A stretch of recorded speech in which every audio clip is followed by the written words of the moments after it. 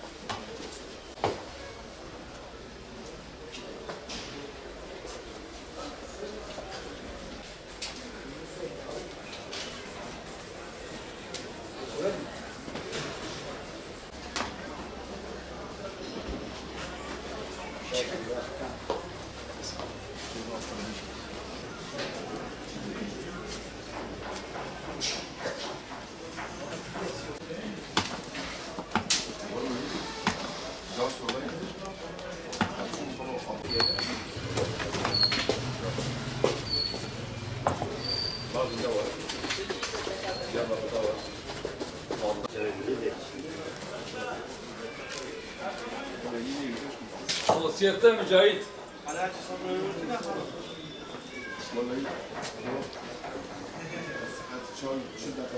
Siyette yıllar sonra televizyonlardan görüyorum.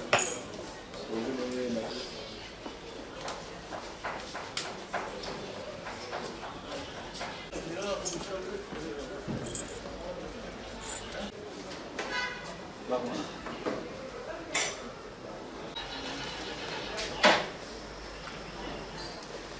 82 doğumluyum.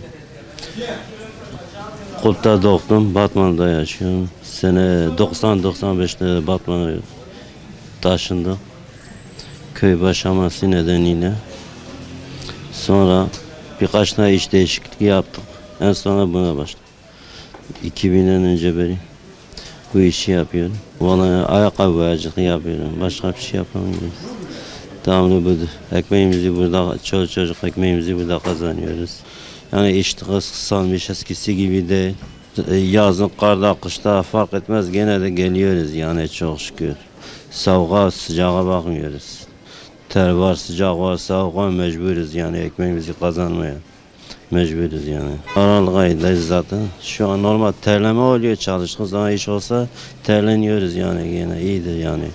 Hava da iyidir şu an. Şuradaki şu sokaktaki yan tarafta bir iki üç tane vardı. Başka ikisi yok başka. Pek fazla kalmamış bende. Sebebi herkes kendine bir işe girdi yani.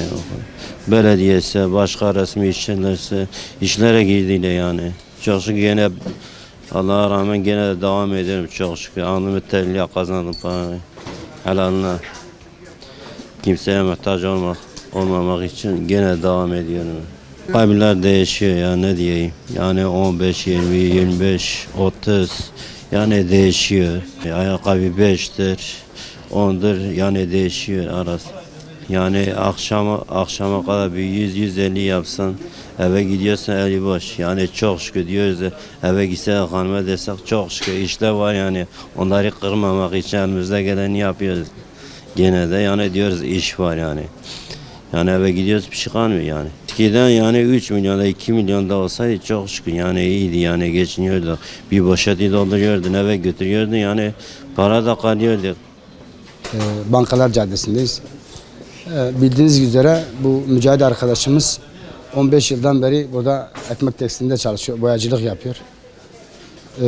Kendisi muhtaç durumdadır aslında. Yaz kış demeden bu işi yapıyor yani. İşini severekten yapıyor. Gayet müşterisi var yani. Yağmur, kar, çamur demeden adam ekmek teknesine. Keşke herkes onun gibi böyle ekmeğine sadık olsaydı. Takdir ediyorum kendisini. Bir 10-12 yıldır komşuyuz birlikte. Hiçbir zararını görmedik. Kendi ekmeğinin derdindedir. Sabah gelir, akşam gider. Çok dürüst bir adamdır. Boyacılık yapıyor, ayakkabı boyacılığı yapıyor. Sabah herkesten önce gelir. Akşam neredeyse herkesle beraber gider evine. Kahve geziyor, elinde boya terlikleri var. ayakkabı boyatırır falan der. Herkes onu tanıyor, herkes onu çok seviyor. Genelde burada herkes onunla ayakkabısını boyatır. Çok dediğim gibi yani ahlakı güzel. Millet hırsızlık yapacağına boyacılık yapsın. Yani temiz bir iş otursun. Millet zaten ayakkabısını boyatıyor. Millet temiz dolaşıyor elhamdülillah çok şükür. Ekmek çıkar millete yani. Eğer boyacılık yapmak isteyen varsa yapabilir her yerde.